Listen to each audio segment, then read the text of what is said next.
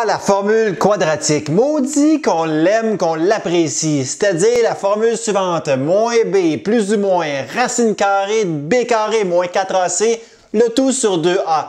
Cette fameuse formule qui va vous suivre toute votre vie de mathématicien, mathématicienne, permet de trouver les racines, les x, d'une équation du second degré de ce style. C'est une formule qu'on aime parce qu'elle est très simple à appliquer. Nous avons qu'à transférer les valeurs des paramètres a, b et c dans celle-ci pour trouver x de cette équation du second degré. Mais par contre, souvent, on ne comprend pas son origine, les fondements du pourquoi qu'elle est vraie. Aujourd'hui, nous allons voir sa preuve. Cette belle preuve découle d'une excellente méthode qu'on appelle la complétion de carré. D'ailleurs, dans une autre vie, j'ai formé une capsule que je vous invite à cliquer ici pour permettre de comprendre c'est quoi la méthode visuelle et géométrique de la complétion de carré. Donc, je vous invite fortement à aller consulter cette capsule avant d'écouter celle-ci. Vous allez voir que pour démontrer cette fameuse formule quadratique que mes élèves appellent affectueusement la grosse Bertha, ce ne sera pas juste une méthode purement théorique, mais également très visuelle. D'abord, de cette équation générale du second degré, mais j'ai mis le terme constant à la droite de mon équation. Ensuite, dans la belle preuve, je vais juste diviser chaque membre de mon équation par le paramètre a, pour avoir que x carré comme terme du second degré à ma gauche. Évidemment, lorsque nous divisons par a les deux membres de mon équation, on obtient les termes suivants, c'est-à-dire x carré plus b sur ax égale à moins c sur a.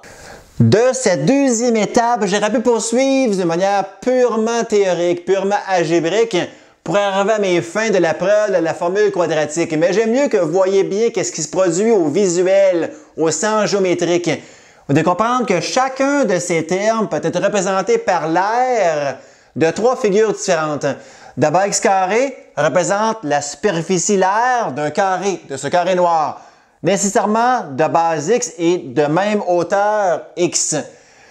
Ce terme b sur ax représente l'aire de ce beau rectangle bleu, de base b sur a par hauteur x. Donc base sur hauteur, donne bien ici l'aire de ce rectangle bleu. Et enfin, moins c sur a représente la superficie de ce rectangle. Dans ce cas-ci, on se contrefout des dimensions de ce rectangle. Seule l'expression de sa superficie moins c sur a suffit pour la preuve. Pour la suite de la preuve, vous devez comprendre que ces deux superficies, somme ensemble, est égale à cette superficie moins c sur a.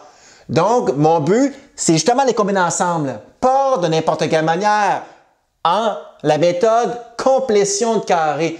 C'est-à-dire que je vais combiner ensemble ces deux aires en formant un carré. Pour ce faire, je vais prendre ce beau rectangle bleu et je vais le subdiviser en deux petits rectangles. En les écartant, vous allez mieux les voir ici. Donc, ma base, qui était totalement au départ b sur a, devient être b sur a sur 2, divisé en 2, donc mon ancien b sur a. Nécessairement, j'aurai les bases suivantes de mes deux petits rectangles, c'est-à-dire b sur 2a par cette même base aussi de mon autre rectangle à ma droite, b sur 2a. Donc justement, pour former un grand carré complet, je vais prendre ces deux petits rectangles de dimension b sur 2a par x et je vais les coller, donc accoler à mon carré x par x d'origine. Donc de cette façon, ce deuxième rectangle, je vais le disposer en la base supérieure de mon carré noir de dimension x par x. De toute façon, je forme presque un carré complet. Donc, j'ai presque formé un carré, mais il manque un petit bout. Le petit bout suivant, qui est clairement un carré, le bout qui manque ici pour avoir un complet carré.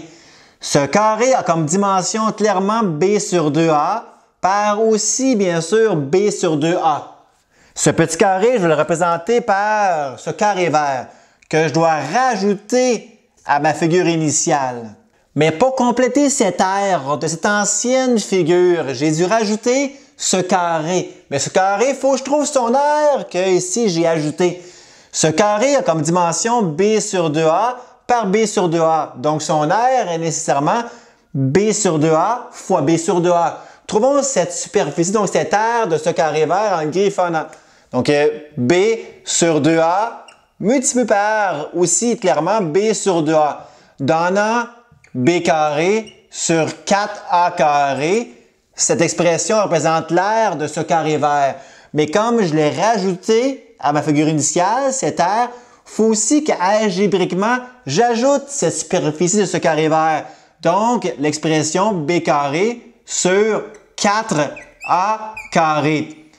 Comme j'ajoute algébriquement mon membre de gauche, ce terme B carré sur 4A carré, pour ne pas débalancer mon équation, il faut aussi que je rajoute ce même terme à la droite de mon équation, c'est-à-dire B carré sur 4A carré. Donc, cette R, il faut aussi, je l'ajoute en bout de ligne, à l'aire d'origine, moins 6 sur A, représenté par ce rectangle orange. Et pour la rajouter, j'ai ici cette bandelette. Cette aire, croyez-moi, a la même superficie de ce rectangle ici vert. Du moins, il faut y croire, donc je vais la disposer ainsi. Donc, cette aire totale de ce rectangle orange et cette bandelette verte serait l'expression suivante. Donc, par la complétion de carré, je peux affirmer que l'aire de ce carré, donné par la grande expression suivante, est la même aire que l'aire de ce grand carré, donné par l'expression suivante. Pour arriver à nos fins de la preuve de cette formule quadratique, j'ai juste pris le membre de droite de mon équation et je l'embellis un petit peu, c'est-à-dire que j'ai par commutativité interverti les termes d'origine pour obtenir donc son équivalent, c'est-à-dire l'expression suivante. Ensuite, mon but, c'est regrouper ces deux fractions, bien sûr, en les soustrayant. Par contre, au départ, pour les soustraire, ça me prend le même dénominateur. Ce même dénominateur est clairement dans les deux cas, il faut que je le retrouve, 4A carré. Pour retrouver des 4A carré comme dénominateur commun, je prends cette deuxième fraction et je vais la multiplier autant au dénominateur qu'au numérateur par 4A. Donc, j'aurai l'expression suivante, c'est-à-dire B carré sur 4A carré moins 4AC, le tout sur 4A carré. Donc, voici ce que j'obtiens, c'est-à-dire l'expression B carré moins 4AC sur 4A carré. Cette expression représente encore, je vais le rappeler, l'aire de ce grand carré ici. Là, vous remarquez assez bien des petits liens avec ce qu'on veut arriver à, c'est-à-dire la fameuse formule quadratique. Donc, la fin est proche. Si vous remarquez bien, j'ai toujours cette expression qui correspond à l'aire de ce beau carré. Cette aire est égale à l'aire de ceci carré. C'est-à-dire que ce trinôme au second degré, mais comme il représente l'aire de ce carré, c'est un trinôme carré parfait. Donc, il se factorise très aisément. La preuve, j'ai déjà sa factorisation subtile, car ce trinôme, l'aire de ce carré, correspond à base fois hauteur, c'est-à-dire base x plus b sur 2a par la hauteur x plus b sur 2a. Ceci peut être représenté par cette factorisation, c'est-à-dire x plus b sur 2a au carré. Voici l'aire de ce carré. Si on le développait, on colerait à ce beau trinôme carré parfait. Et cette aire correspond bien sûr à cette expression ici, c'est-à-dire b carré moins 4ac, le tout encore sur 4a carré. Tout cela par côté algébrique dans le but de transférer ce trinôme par sa factorisation. Donc, je vais transférer ce beau trinôme par l'expression suivante.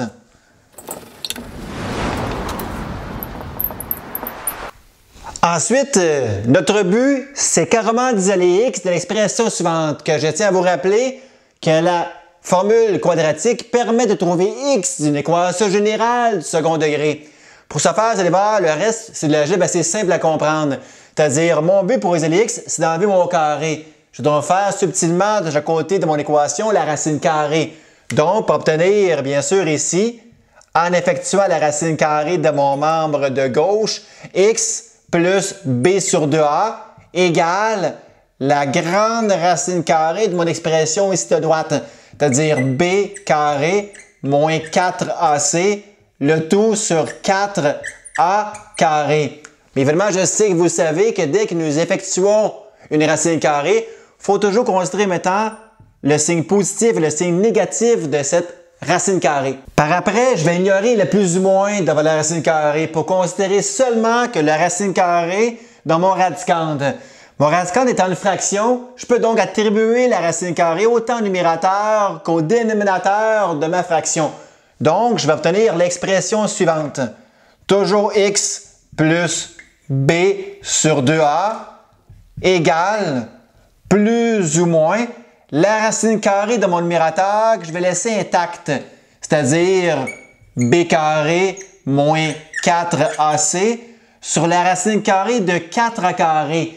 Évidemment, la racine carrée de 4a carré serait seulement que 2a. Racine carrée de 4, 2. Racine carrée de a carré, bien sûr, a. Et là, la fin est extrêmement proche, car si vous remarquez bien dans cette pure équation, on voit des ressemblances nettes envers qu'est-ce que je dois arriver à, la formule quadratique. Mais mon but, mon objectif, c'est carrément encore d'avoir le x à isoler. Pour ce faire, je vais soustraire de chaque côté de mon équation b sur 2a.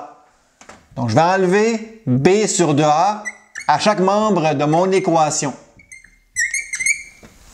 Donc, voici ce que j'obtiens en soustrayant de part et d'autre de mon équation, donc b sur 2a. J'obtiens donc cette équation x est maintenant isolée.